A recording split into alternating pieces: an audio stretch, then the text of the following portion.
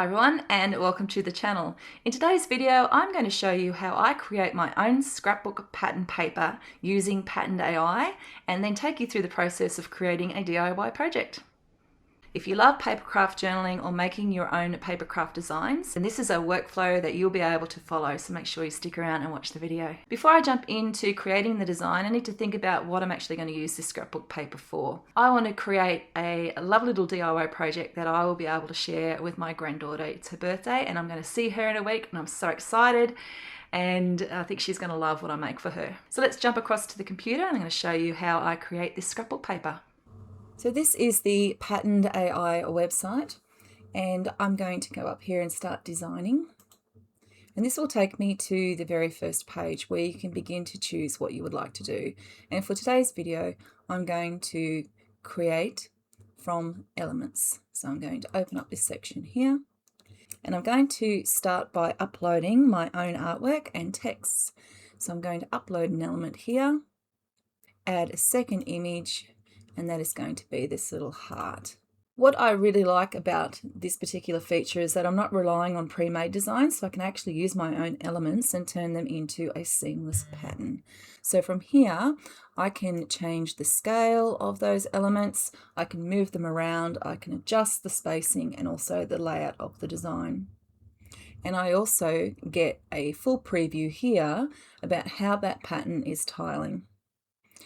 And this is really important because if you are creating something like some scrapbook paper or paper I'm going to be using in my journal, I want the repeat to look natural without any obvious lines or gaps. So by seeing this preview here on the right side, I know that how it's going to lay out on the paper.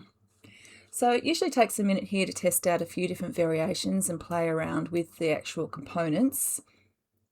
So I'm going to do some spacing out and some resizing, and if something doesn't look quite right, I can tweak it and try it again without having to start from scratch. If you want to do another one, you can just do the plus sign here, and that will add a second bear into the mix. And the spacing bar moves them apart or closer together. So if you do want to bring those elements a little bit closer in together into your pattern, you can. And over on this side, you can zoom in. So if I want to zoom in and get a better look at what the pattern looks like, I can absolutely do that too. The other thing that you can do is add in some text. So I'm going to add some text here, which just says, "Love you," similar to the heart that's in there. And then you can move this around and you can angle it in different ways as well. So once I'm happy with the way that the pattern looks, I need to export it at a high resolution so it's suitable for printing. I like to print on slightly heavier paper so it feels more like traditional scrapbook paper, but you can use whatever you have at home. And I'm going to download the repeated image. So now I'm going to print it out and we're going to get started on the next part of this project. So now I'm going to turn this into a really simple mini journal. I'm just going to create a basic booklet, nothing complicated.